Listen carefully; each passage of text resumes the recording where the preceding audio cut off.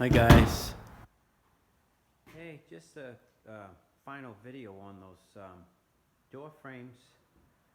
We're all done. We hung the doors. So there's two doors. One that goes to an outside deck, and then that deck gets an access to go up on the roof with a set of stairs from here. And this other one is for a little, I don't know, coffee deck. We can see the sunrise from here. Coming up over the water. And so anyways, we ended up painting up these frames. I don't know if you can see them, but it's called a California black bronze glazing frame. Anyways, there's the inside, what that looks like, and that's a 3/4 by 1 inch stop. You can see the space here because we got to put the gaskets in still, the rubber gasketing, and we're going to put the thresholds on too. So the hardwood floor is it's gonna be like probably teak, and then it will run from interior teak to exterior teak. So this would be probably a pre-finished Bellawood floor, and then it will be a tung oil finish, and so the floor looks like it just continues right out onto the deck with the same wood.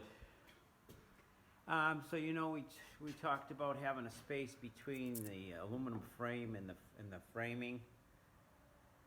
So there's at least 3/8 to get the caulk, but that's more like a half, and that's about a half too, but enough to get insulation in there.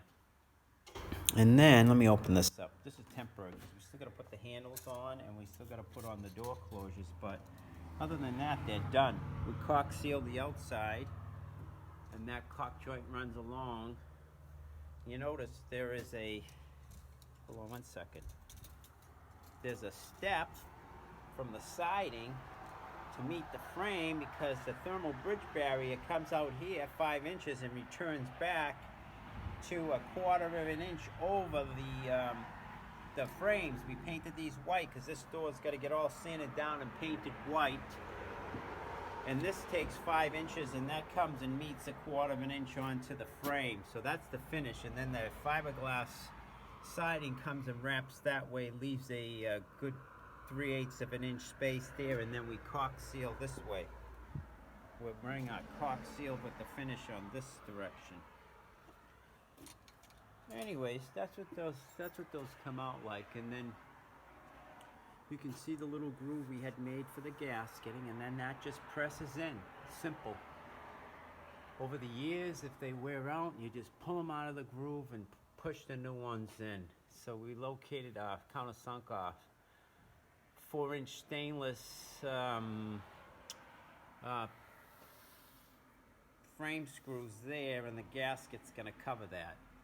So that's what that looks like. And there's your hinge.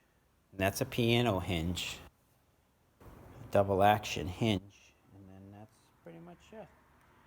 That's how those come out. Painted on the inside, the darker color, and then the outside's white. We're gonna get our gaskets that are gonna be black, because you can see them from the inside. You know, I got overspray. I gotta touch up and clean things still. Anyways, that's the way that looks. That's our door frames. That's done. And now, next we're gonna be coming in here and building a couple of walls. One's the bathroom wall, the other wall in the front is for the washer and dryer and a closet, because the closet comes over in this space and returns back over here. And then this is the master bedroom.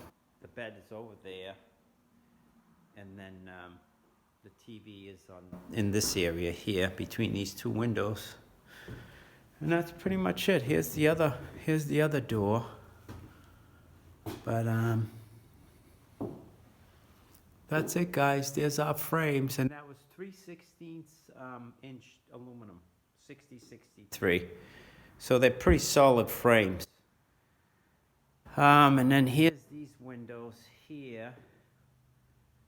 The gasketing, you could see here we did the gasketing there on these. And then we were talking about how the edge of the window frame met up with the space in between the panes, and that's how it's supposed to look like that.